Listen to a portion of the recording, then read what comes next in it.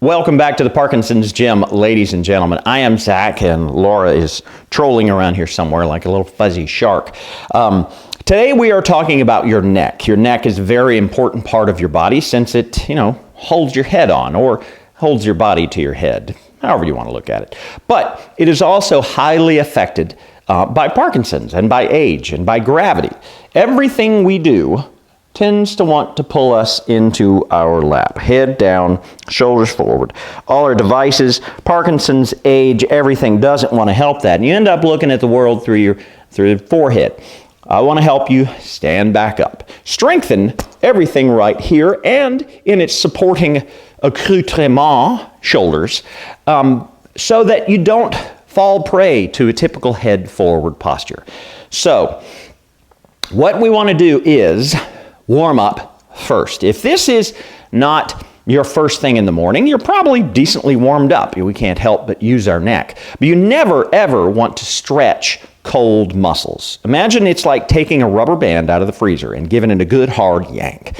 You're gonna, if not break it, do a little bit of damage. The theory behind that is, things I've learned that it hurts, and that your muscles are still so tight that it ends up when you do stretch against cold muscles, you're stretching the tendons and not your muscles. Not really what you want to be doing. So here we go.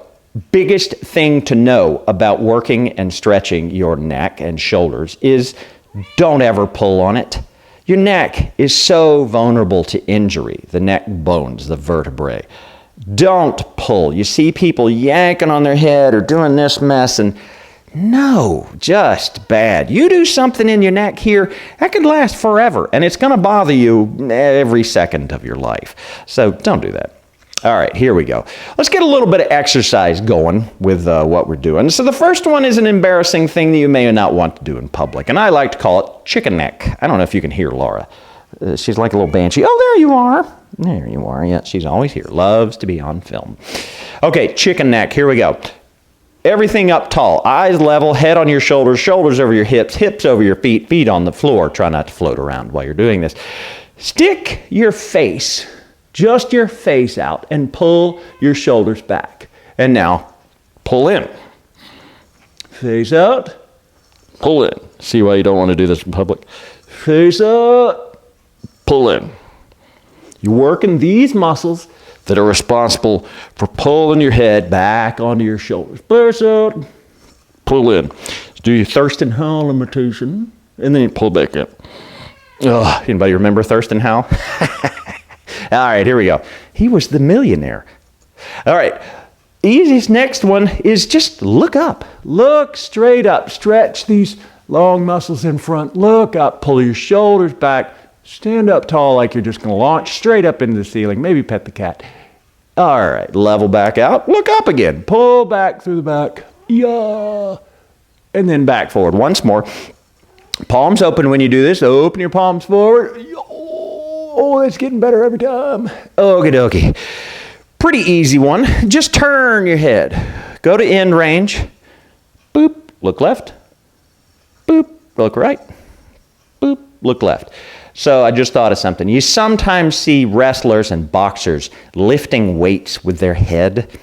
Yeah, no, don't do that. Bad. Really no need. Unless you expect to get hit in the head or be in some sort of impact, don't worry about strengthening your neck. You want to make it usable and you want to make it strong, but you don't need to put weights on your head. Bad. We already got enough weight up there. Okay, here we go. Pull back, everything back tight. Now push forward. Tuck your head down. Push your arms forward. Now pull everything straight back like you're trying to touch your elbows together behind you. Push. Tuck your head down. Hello, Laura. Pull. Push as far as you can. Roll your shoulder blades around. Tuck your head down. Pull back. Oh my gosh. One more. All the way forward. And pull it back. So I have a video out there that talks about the coat hanger, and you might hear me talk about that. It's the point between the back of your head, sometimes a little knob on the back of your head, and the 2 points on your shoulders out here, this AC joint. Those are your coat hanger. That's your coat hanger triangle. I want you to continually work to keep that nice and square. But not rolled forward. straight up and down, square, good, nice triangle. That's all I'm trying to say. Okay, what else are we doing? Cape flies. Little invention of my own here. Cape fly. Lean slow. Oh, hey, at least buy me a drink first, Laura. Gosh. Didn't know she was back there. All right. Lean. Stop that. Lean forward and fly. Palms. Arms stay straight. Palms forward. Fly your hands back. Your whole arms like a cape shape behind you. Pull your head, get that whole triangle together. Lean back forward a little bit. Fly it back. Lean it forward.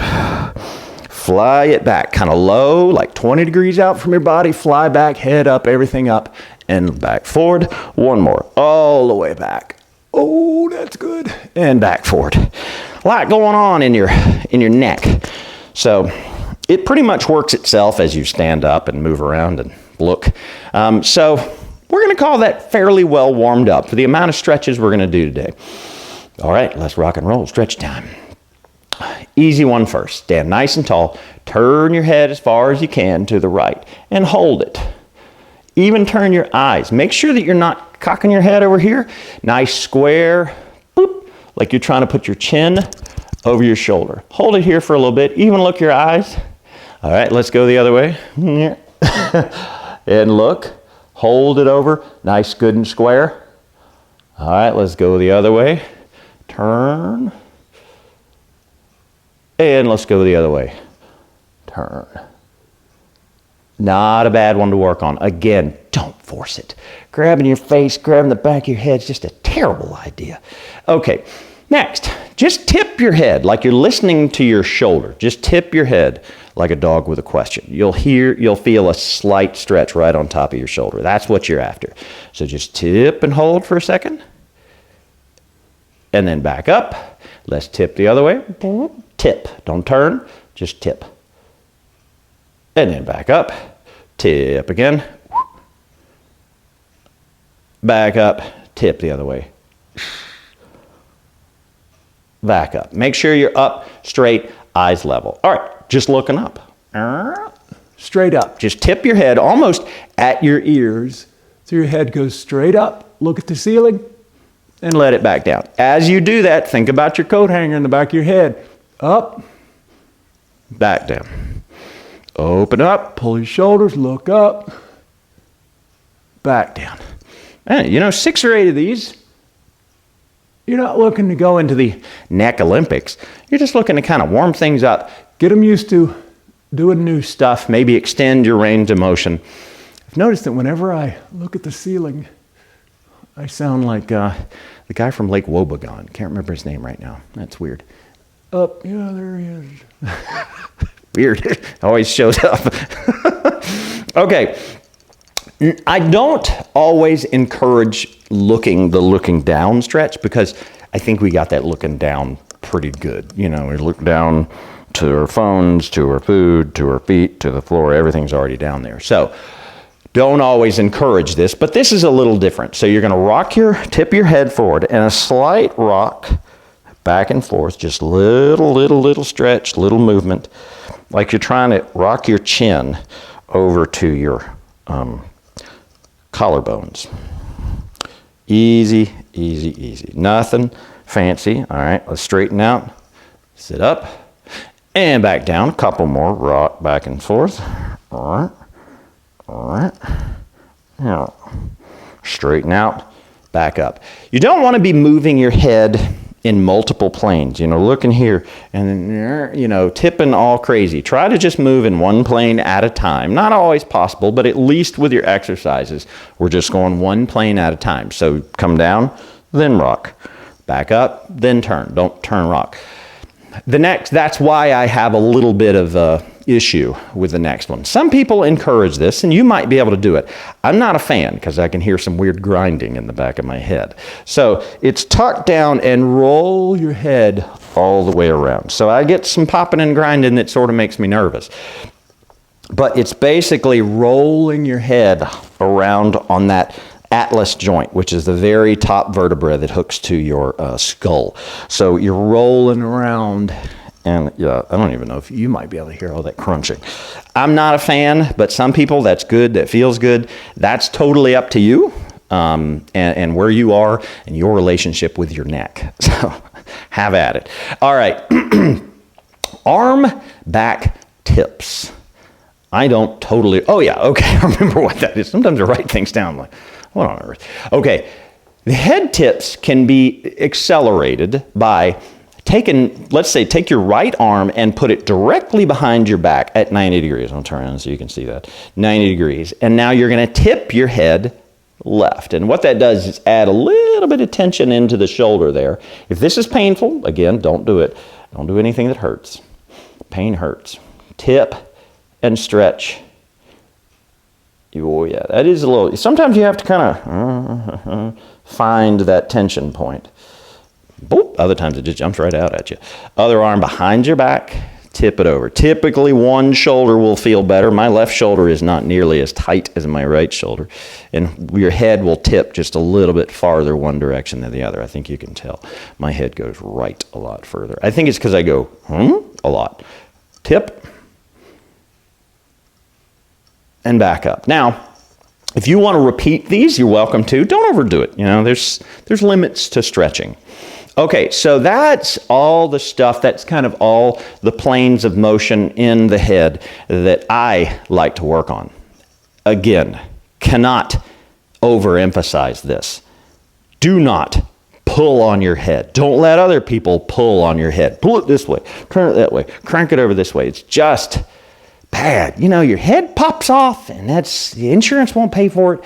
It's just really hard to explain.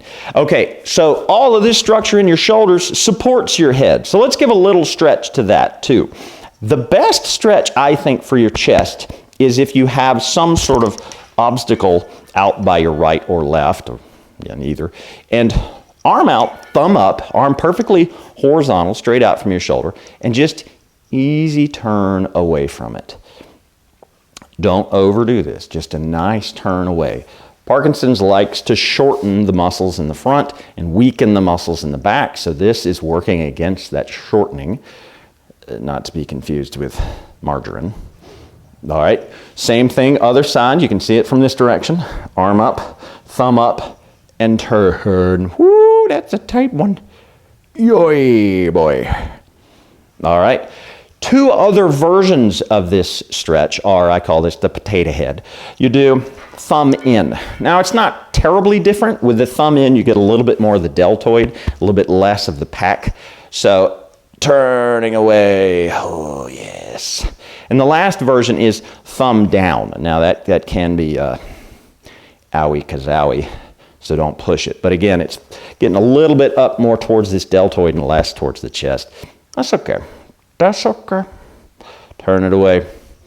And then again from the back, I'll show you here. Potato head, thumb in, turn away. And then thumb down, turn away. All right. You'll see a lot of people, one of their favorite like warm-up stretches is this, you know, they pull it across. I only do that after a lot of shoulder work, a lot of mid-back, a lot of shoulder work, to just kind of squeeze that out. In terms of dealing with posture and dealing with Parkinson's, you probably don't really need to stretch that very much. It's already stretching as you come forward. So we want to kind of strengthen it and, for the most part, leave it alone. You don't want to stretch it back out. It's got enough to do. That's it.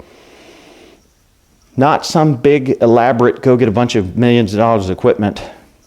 Just turn your head around. Just use it. Take care of it, so your neck still works. It is a big feature of our anatomy. You want to keep it healthy. So I hope all that helps.